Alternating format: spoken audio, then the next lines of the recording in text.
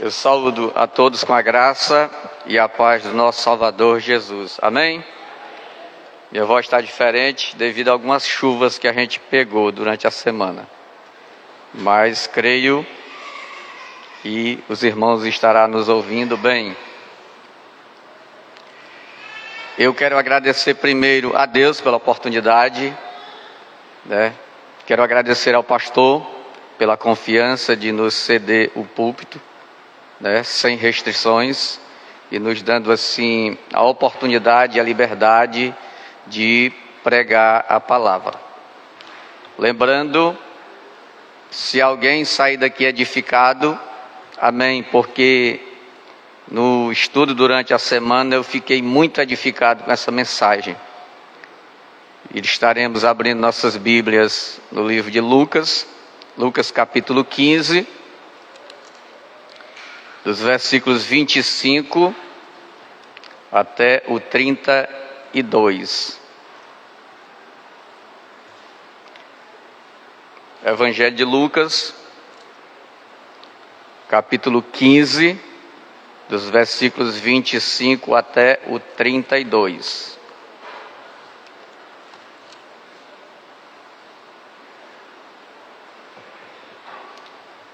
E o tema: a alegria em reencontrar algo valioso. Deus diz assim a palavra: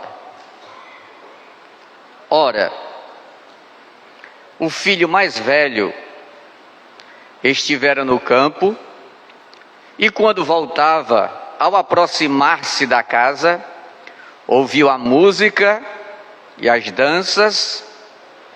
Chamou um dos criados e perguntou-lhe que era aquilo.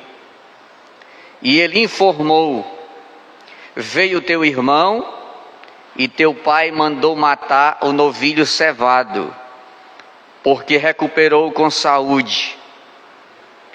Ele se indignou e não queria entrar. Saindo, porém, o pai procurava conciliá-lo. Mas ele respondeu a seu pai: há tantos anos que te sirvo, sem jamais transgredir uma ordem tua, e nunca me deste um cabrito sequer para alegrar-me com os meus amigos. Vindo, porém, esse teu filho, que desperdiçou os teus bens com meretrizes, tu mandaste matar para ele o novilho cevado. Então lhe respondeu o pai: meu filho, tu sempre estás comigo, tudo que é meu é teu. Entretanto, era preciso que nos regozijássemos e nos alegrássemos, porque esse teu irmão estava morto e reviveu, estava perdido e foi achado. Que Deus aplique a sua palavra aos nossos corações. Oremos mais uma vez. Senhor, nós te damos graças pela oportunidade de mais uma vez podermos adentrar esse santuário para junto bendizer o teu nome, para dizer que só o Senhor é santo e que não existe um Deus igual a ti em poder, em glória, em majestade, em salvação. Nós queremos te louvar porque o Senhor tem nos dado a oportunidade de te servir, de te buscar, de te apresentar um culto racional. Nós te louvamos por cada família aqui presente, Senhor, por cada ser representado. Fala aos nossos corações da forma que o Senhor quer. É o que eu te peço e te agradeço, em nome de Jesus. Amém. O autor de Lucas aqui, próprio Lucas, escrevendo o Evangelho, ele conta 3 parábolas: a parábola da ovelha perdida, a parábola da dracma perdida e a parábola do filho pródigo. Quando a ovelha perdida foi encontrada, o pastor chama todos para se alegrar. Quando a dracma perdida foi encontrada, a mulher chama suas amigas para se alegrarem com ela. Quando o filho pródigo volta para casa, o pai ofereceu uma festa, porém dessas três,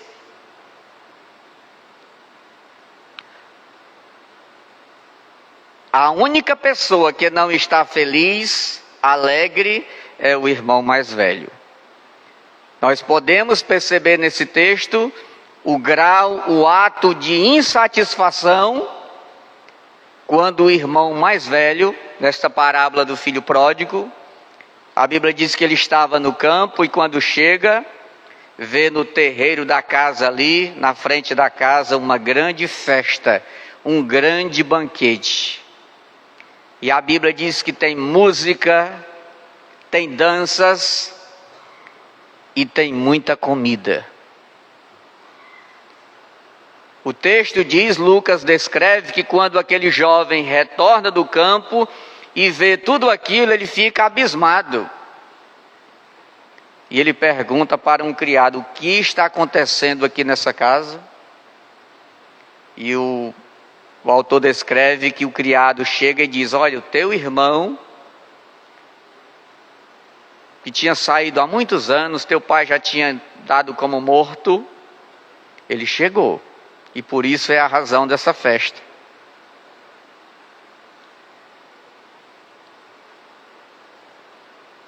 Esta festa que era de encontro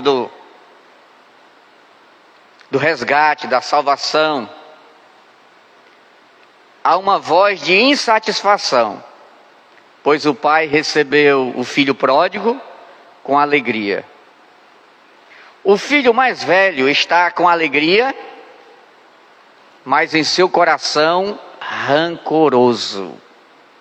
Alegria por ver uma festa, mas quando sabe o motivo, a razão daqueles festejos, o seu coração fica irado, ele fica frustrado, porque em sua mente não é merecido alguém que saiu, alguém que pediu seus bens antecipados, suas heranças, e desperdiçou todas. E a Bíblia diz que é bem claro que esse rapaz gastou esse seu dinheiro com muita irresponsabilidade na prostituição, sem nenhuma responsabilidade em pensar no retorno para casa. E há alguns argumentos aqui, e quem me ajudou também foi o reverendo Hernandes Dias Lopes. Eu gosto muito dos argumentos quando ele apresenta, especificamente nesse texto. Lembrando que o jovem obediente, ele já estava lá fora, chegando do campo. O jovem que era considerado desobediente, o filho pródigo, já estava dentro da casa, festejando com o pai. E às vezes em nosso pensamento, em nossa criatividade, nós queremos achar que os melhores sempre devem estar dentro de casa. E em nosso coração nós queremos expulsá-los, aqueles que nós não achamos obedientes.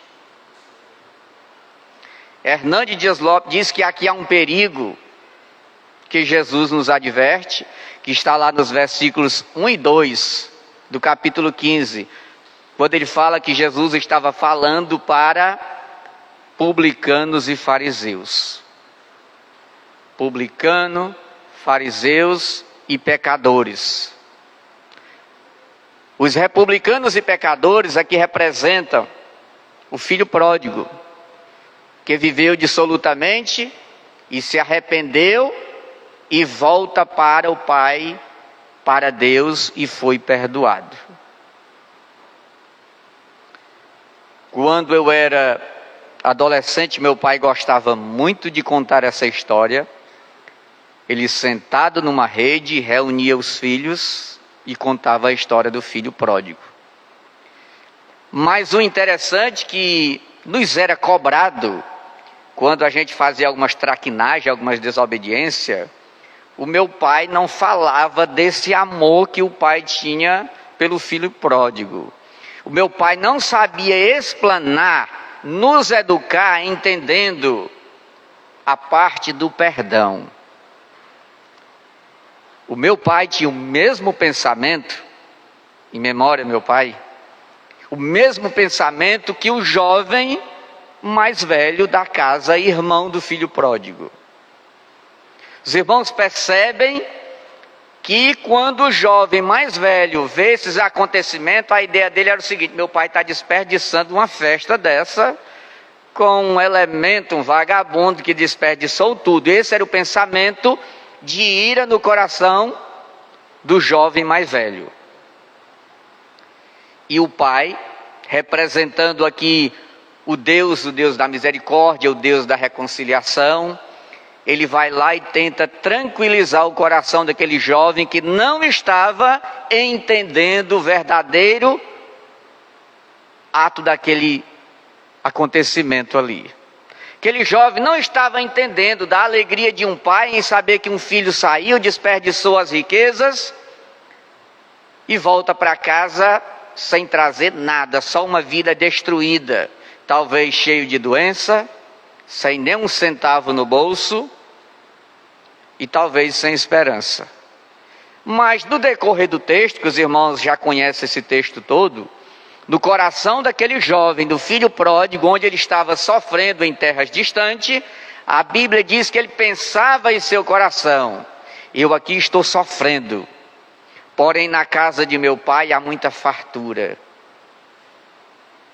E eu voltarei e eu pedirei a ele, eu vou pedir clemência, para que ele me receba pelo menos como um dos seus criados, um dos seus escravos. E aquele jovem, ele consegue, depois de muitos anos, depois de muito tempo, ele consegue voltar para a casa de seu pai, e com amor de pai, com coração de pai, que é simbolizado aqui o amor de Deus, o carinho, o cuidado que Deus tem pela gente. A Bíblia diz que quando o filho pródigo aparece ainda longe, o pai se levanta, sai correndo, o abraça, o beija, chora de alegria, manda botar uma sandália nova nos pés dele, manda colocar um anel, dizendo: esse aqui é o meu filho, esse aqui tem dono, esse aqui tem alguém que o proteja. E aquele jovem fica muito maravilhado. A grande pergunta hoje é: onde está a foto da nossa vida? Em que moldura ela se apresenta diante desta situação? O pródigo que voltou, ou do filho mais velho que, embora vivendo na casa do pai, encerra a história do lado de fora da casa do pai? Entenda só. O jovem que era considerado perdido, ele volta, ele adentra o seu lar, a convite do pai. E o jovem que se entendia obediente, justo, a Bíblia diz que ele fica do lado de fora zangado, emburrado, triste, infeliz, não compreendendo o amor, a misericórdia em que um pai tem pelo filho. Há alguns princípios nesse texto que precisam ser observados. O filho mais velho, embora vivendo na casa do pai, desobedece os dois princípios e principais mandamentos da lei de Deus: amar a Deus e ao próximo. O pai aqui representa Deus, e o irmão mais velho representa o próximo. O filho mais velho aqui é retratado, ou seja, também é o retrato dos escribas e fariseus, que se acham mais justos, os melhores, os mais dignos. Eles estão na casa do pai, do lado de dentro, mas estão perdidos, porque não amam. O pai ama o irmão, o pai ama todos os filhos. Há um grande risco de estarmos na igreja, trabalharmos na igreja, sermos zelosos pelas coisas da igreja, passarmos muito tempo dentro da igreja, não nos envolver com o mundanismo e coisas erradas, se pervertermos moralmente,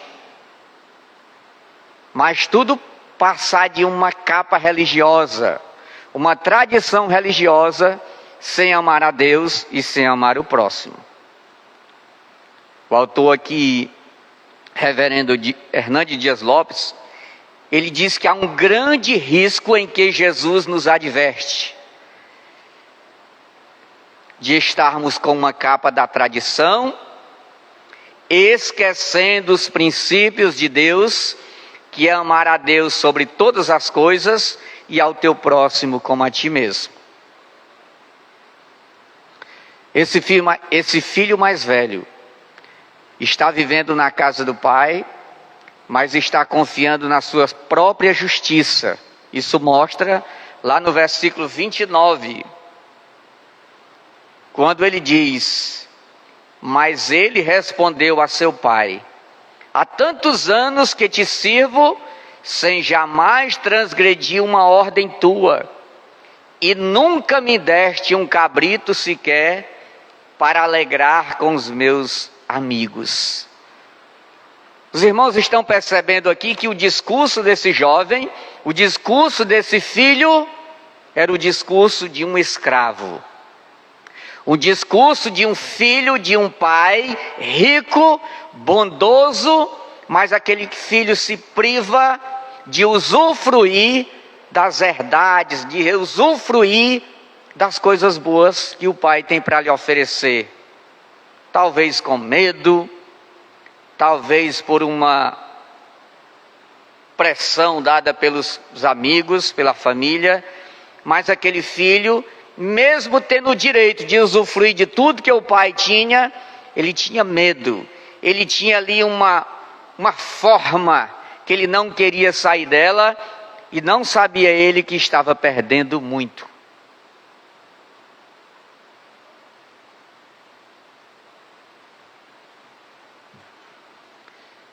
O autor ainda diz que esse filho mais velho está vivendo na casa do pai, mas está confiando na sua própria justiça.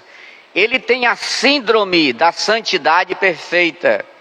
Ele faz a avaliação de si mesmo melhor que a realidade demonstra. O filho mais velho se achava o obediente, o cuidadoso, o zeloso, mas quando ele vê a felicidade do pai com seu irmão, ele demonstra que ele não é uma pessoa feliz. Ele demonstra que ele não é uma pessoa obediente. Ele demonstra que precisa mudar, porque ele não compreende o que é a alegria de um resgate, o que é a alegria de reencontrar algo valioso na vida de alguém.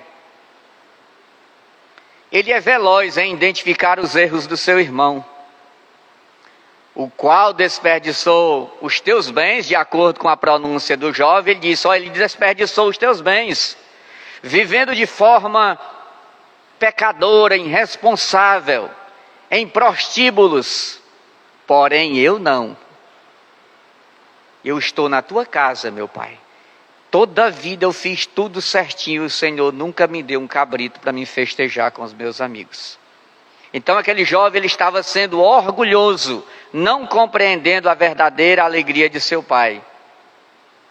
Quando ele diz: eu nunca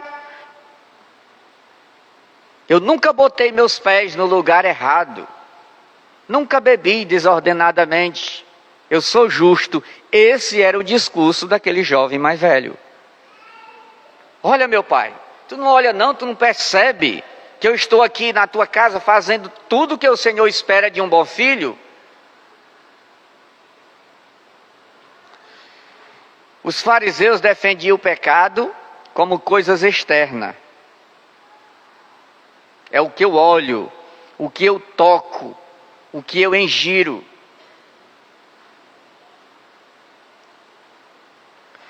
E o autor ainda continua dizendo: há pessoas que nunca foi em um prostíbulo.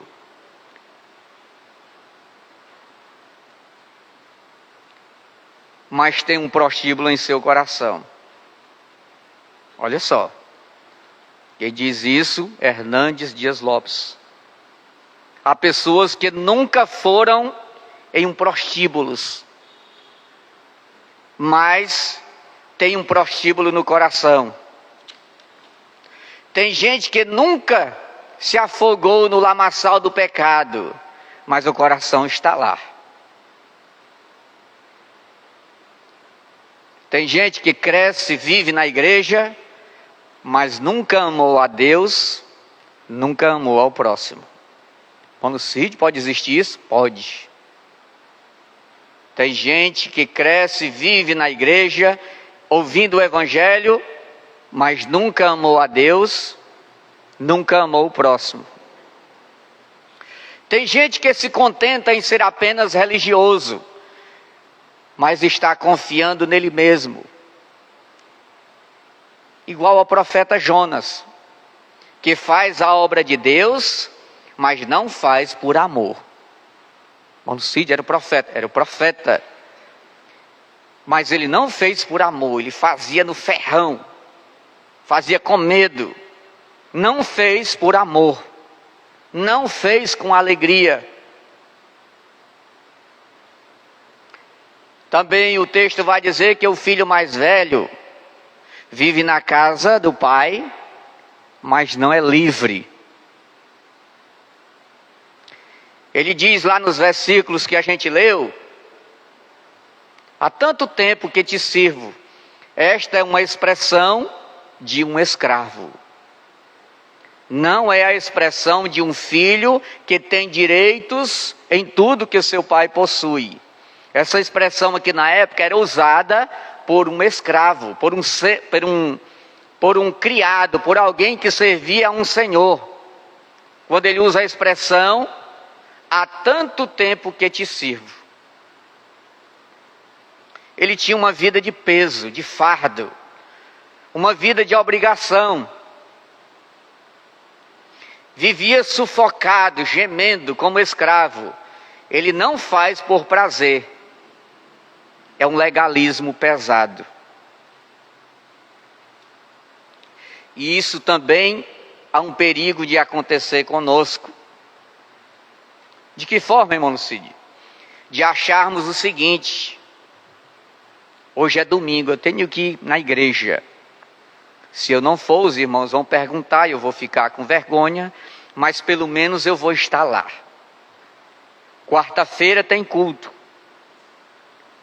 Eu também vou. Eu tenho que estar lá.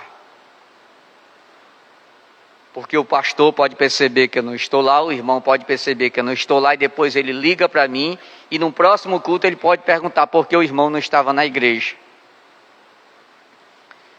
E sucessivamente, hoje é sábado, hoje é dia de culto, eu tenho que estar na igreja apenas porque eu tenho que estar lá.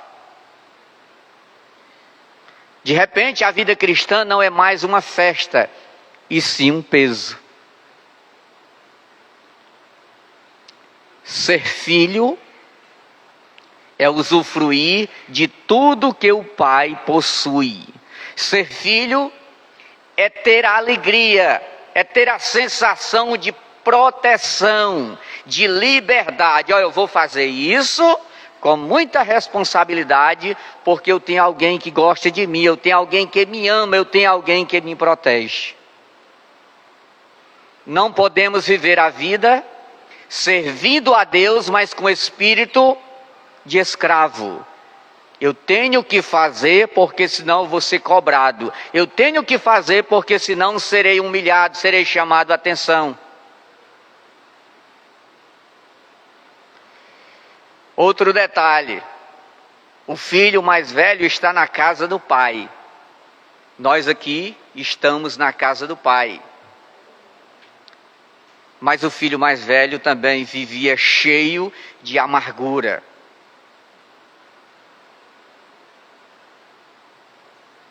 O filho mais velho vivia cheio de tristeza, com pensamentos e ideias, mas não poderia executá-las, com medo, bitolado, achando que tudo que ele estava fazendo era certo.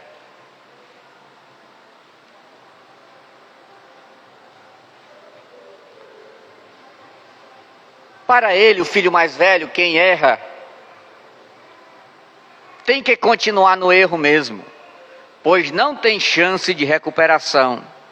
Quantos de nós, meus irmãos, podemos às vezes ter essa ideia em nosso coração, de ver alguém passando dificuldade, alguém se afundando no pecado, ou já afundado no pecado, e às vezes nós usamos a mísera palavra, dizer, não, para isso aí não tem mais jeito não, a gente já fez de tudo. Não, não fizemos. Há esperança, há um pai que cuida, há um pai que tem amor, há um pai que disponibiliza tudo que tem em resgate de um filho, porque é valioso. Esse é o olhar de Deus para as nossas vidas. Esse filho mais velho também, ele não tem prazer em ver o irmão recuperado, que estava perdido, que de acordo com a expressão do pai, ele estava morto e reviveu. Isso não dava prazer para ele. Esperava que ele continuasse no erro, mas que não mudasse de vida, não provasse da alegria do retorno do pai.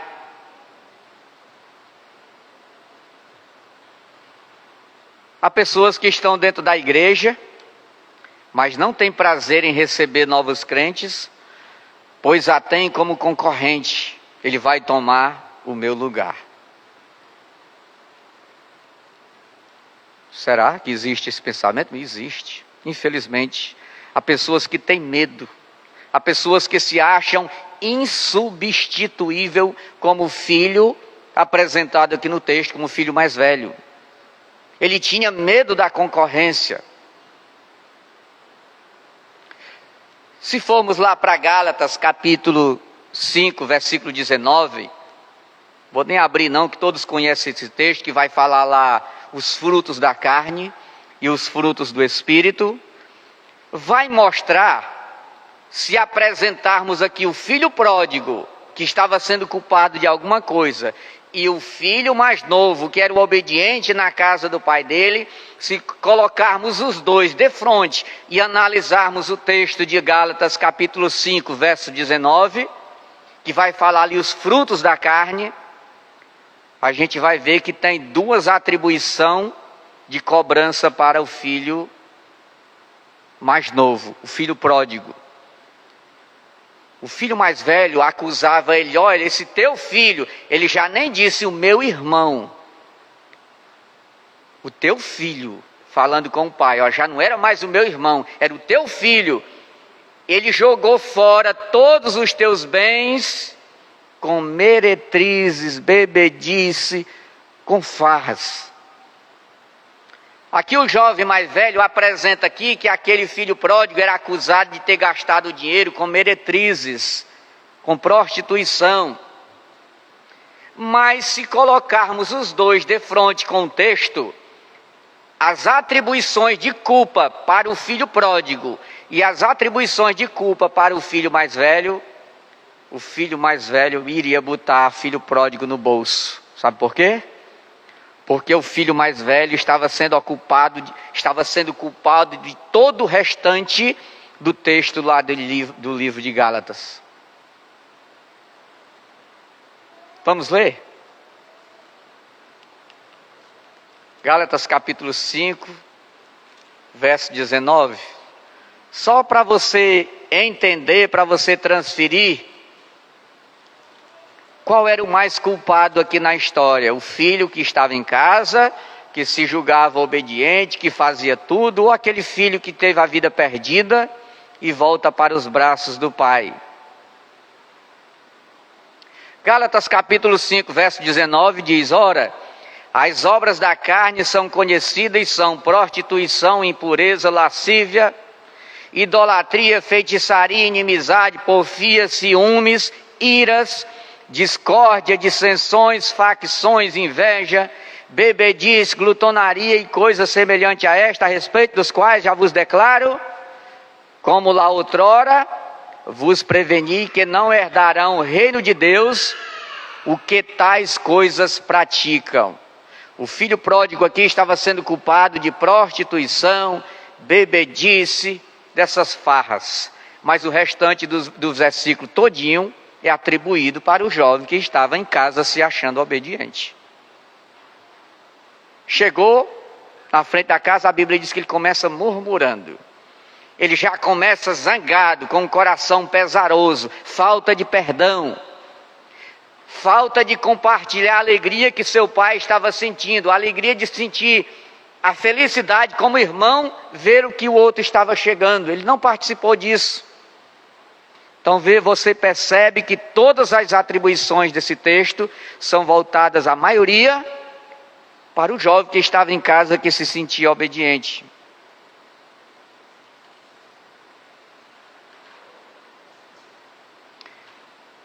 Será que estamos vivendo como filho, que sabendo que tudo que era do pai era dele, mas não usufruímos das riquezas? Nós que estamos aqui, a pergunta para mim primeiro e para você que está aqui sentado. Será que nós estamos vivendo como um filho que era filho, sabia que o pai tinha tudo, mas não tinha a liberdade de usufruir? Nos sentimos como escravos, sem direito, zangados por não ganhar um cabrito para fazer churrasco com os amigos, enquanto esquecemos que todo o rebanho é nosso, é só usufruirmos.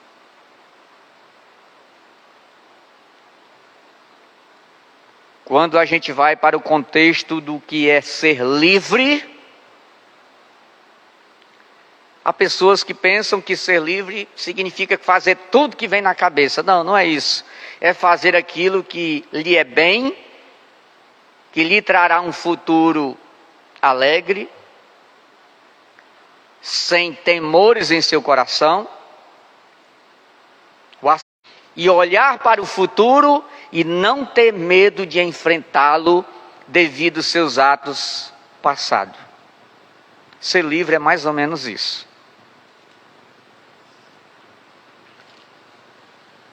Quero concluir dizendo que a liberdade em Deus, ela deve ser usada com muita responsabilidade, com muito temor. Não podemos estar aqui achando que estamos fazendo tudo certo aos olhos de uma sociedade, enquanto Deus, representado aqui como pai desses dois filhos, Ele está observando, Ele conhece, Ele sabe as ações, Ele sabe todos os nossos comportamentos, Ele sabe aquilo que fazemos, mas também sabe aquilo que não temos vontade de fazer, ou aquilo que está em nosso coração com vontade de fazer, e não fazemos com medo dos olhares da sociedade, com os olhares da liderança religiosa. Temos que aprender com esse texto aqui, irmão, de Lucas. Temos que sentir em nossa mente, em nosso coração, o compartilhar da alegria de alguém que está reencontrando algo que perdeu. Esse jovem aqui mais velho, o jovem zangado, ele não estava entendendo o que é um pai ter um filho desobediente que saiu por aí, não sabe onde ele está, como ele está, não tem notícias, e de repente ele aparece. Alguém chegou, olha, teu filho que estava em tal lugar, que tu não tinha notícia, que tu achava que ele tinha morrido, ele está vindo num caminho ali. Só quem é pai compreende o que é isso. E só às vezes quem tem um filho teimoso, um filho que dá trabalho, compreende o que é isso. Irmão, não sei de quem é esses filhos trabalhosos. Nós só dávamos trabalhos ao nosso Pai, ao nosso Deus que está no céu. Deus olhou para a gente com um olhar de misericórdia. Ele olhava para a gente, para todos que estamos aqui, e Ele não via nada em nós, para que Ele pudesse mandar Jesus Cristo morrer em uma cruz em nosso favor. Não, eu vou mandar meu filho morrer numa cruz lá na terra. Não tinha mais responsabilidade para com aquele filho. Antecipadamente. E de acordo com os autores, eles dizem que no passado não era comum um filho mais novo pedir a sua herança antecipadamente e sair pelo mundo. Isso não acontecia com os filhos mais velhos. Chegava, ó pai, eu não quero mais conviver contigo não quero mais estar aqui te servindo não. Calcula aí o que eu tenho direito em herança, e eu vou me embora, e eu não apareço mais aqui. Geralmente acontecia assim, era comum. Mas não era comum um filho mais novo fazer esse pedido, e nesse caso aqui, quem pediu foi o filho mais novo. E ele recebe ali aquelas porções, aqueles dinheiros, seu ouro, e ele sai, ele ganha o mundo. E às vezes as pessoas têm riquezas na mão, acham que elas vão durar a sua vida toda, e quando você morrer ainda vai ficar essa riqueza. A Bíblia diz que esse jovem, quando ele sai de casa com pouco tempo, não foi com muito tempo, o que ele tinha desperdiçado em prostituição, em farra, em festas irresponsáveis. Pela lógica, pela lei normal de heranças, de convívio social, aquele pai poderia não receber mais aquele filho. Mas o coração daquele filho dizia: eu vou lá, eu vou pedir perdão. Eu errei contra ti e contra Deus. Já não sou digno de ser chamado teu filho, mas recebe-me pelo menos como um dos teus criados. E a Bíblia diz que ao voltar ele não é recebido como um criado, como um escravo, como um servo. Ele é recebido como um filho. Eu já disse no início. O pai coloca sandálias nos pés daquele jovem, ele veio descalço. E quem conhece a história, quem conhece movimentos sociais, sabe que escravos andavam sem sandálias. A Bíblia diz que aquele pai amoroso, misericordioso, coloca um anel no dedo daquele jovem, identificando: ele é meu filho, ele tem aliança comigo, é meu sangue, ele não é alguém inválido, não, ele é meu filho. Coloca sandália nele, coloca um anel de identificação. Socialmente, quando as pessoas estão por aí, se as pessoas estiverem bem vestido, bonito, pode olhar, que geralmente essas pessoas que lutam no meio social, eles olham, fazem um check-up, tentando identificar em você o que você é e o que você tem. Eles identificam se você está com um paletó de marca bonito, eles identificam se você tem um anel de formatura, pela cor da pedra ele sabe qual é a área específica da sua formação. Há detalhes que as pessoas percebem de classe social você é. Mas eles não conseguem identificar o que se passa em seu coração. Os seus desejos, seus anseios, suas tribulações, suas dificuldades, eles não conseguem identificar. Se você tem esperança, se não tem esperança, se você sofre, se você é uma pessoa alegre, não dá para perceber apenas pela nossa foto de aparência, mas Deus conhece. E aquele pai, preocupado com aquele filho, ele corre, a Bíblia diz que ele corre, sai ao encontro, e a preocupação dele é o seguinte, é em abraçá-lo. Ele não faz perguntas, questionamentos: meu filho, cadê o dinheiro, o que foi que tu fez com ele? Não há perguntas. Ele abraça, ele chora de alegre, porque o seu filho está voltando com vida. Devemos pedir a Deus que continue tendo misericórdia conosco, com os nossos familiares, com os nossos amigos, para que eles sejam salvos, para que eles retornem pelo menos com vida. Quantos de nós chegamos aqui a ouvir o Evangelho em nossa cidade, em nossos lugares? Às vezes chegamos para Jesus apenas com a nossa vida. Chegamos sem dinheiro, chegamos com roupas depravadas, chegamos sem esperança, que é o mais importante na vida de uma pessoa. E quando aquele filho volta, que ele olha para o pai, ele espera muita cobrança. Ele imagina: meu pai vai passar uma semana me cobrando, perguntando o que eu fiz com o meu dinheiro, por que eu não comprei casas, que eu não comprei terreno, por que eu não comprei gado, ovelhas. Aquele filho só queria voltar, não estava preocupado com esses questionamentos. Irmãos, esse filho aqui, que chega para o pai despedaçado, é a história de cada um de nós que ouvimos o Evangelho. É a história de você que está ouvindo o Evangelho aqui. Talvez você esteja em pedaços, só tem a vida, talvez nem a esperança não tem mais.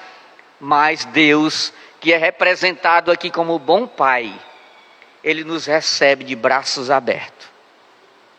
Ele faz uma festa. Se viermos arrependidos, se viermos com a esperança de sermos recebidos apenas como servo, como escravo. Deus faz igual esse pai aqui, Ele lhe dá sandálias, Ele lhe protege. Você não irá mais andar descalços sem as proteções necessárias para enfrentarmos essa vida.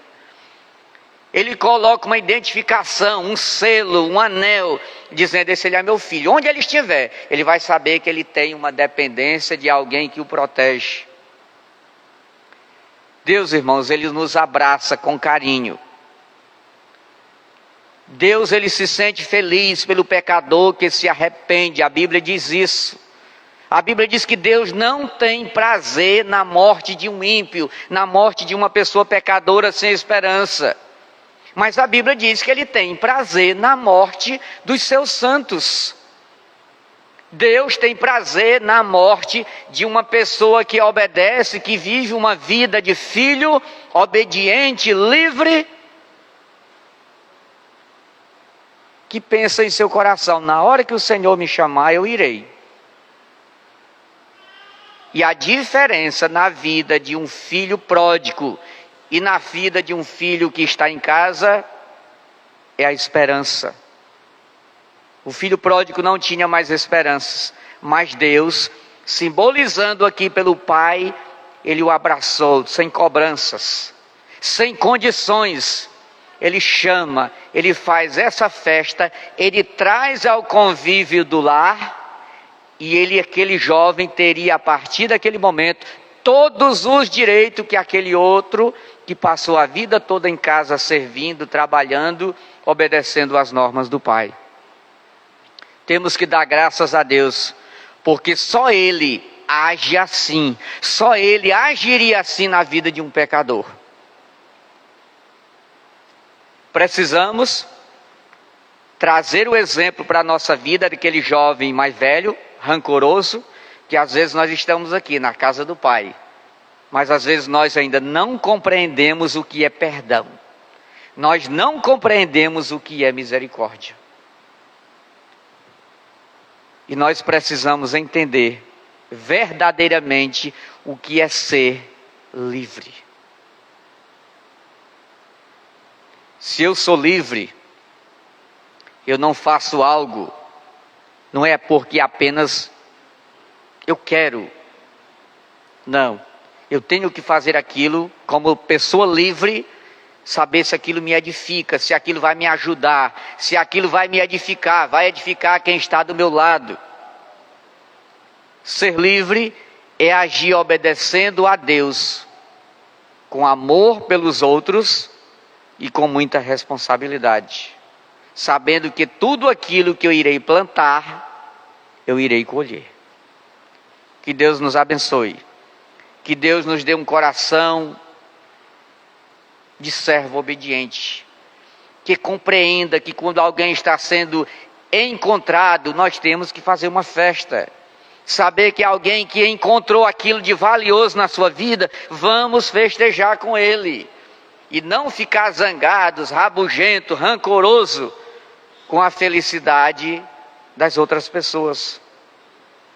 Temos que perdoar. Esse pai perdoou, Deus nos perdoou. Aquele jovem mais velho precisava entender o que era o conceito de perdão, e que isso aconteça na vida de cada um que está aqui presente. Deus é esse Pai. No dia em que você se arrepender e vir a Ele, Ele o receberá com essa mesma alegria, porque Deus, Ele representa aqui na terra como nosso Pai, como um Pai que se compadece do Filho. Que Deus nos abençoe. Oremos. Te damos graças, Senhor, pela Tua palavra lida. Te pedimos, Senhor, que Tu fale aos nossos corações aquilo que não foi do alcance da minha voz. Que possamos, Senhor, entender a alegria de encontrar algo valioso. Nos ajuda, Senhor, a entender o amor que o Senhor teve por nós, pecadores, ao mandar Teu Filho Jesus Cristo morrer numa cruz em nosso lugar. Não porque merecíamos, mas porque o Teu amor, o Teu perdão, Ele é grandioso. Porque o Senhor é um Deus de misericórdia. Ó Deus, nos ajuda a compreender a felicidade dos outros. Nos ajuda, Senhor, a entender a felicidade dos outros, para que possamos compartilhar com eles esses momentos alegres, esses momentos festivos. Nos ajuda a entender, Senhor, que esse Pai citado nesse texto é referência a Ti, que nos recebe sem cobrança, recebe porque o Senhor nos ama. Ó Deus, nos dá uma semana sob os Teus cuidados, salva elas, transforma, para que eles possam vir Te adorar, e para que através de tudo isso o Teu nome seja glorificado. E é em nome de Jesus que nós pedimos e Te agradecemos. Amém. Amém. Oração silenciosa e o nosso pós-lúdio, estamos encerrados.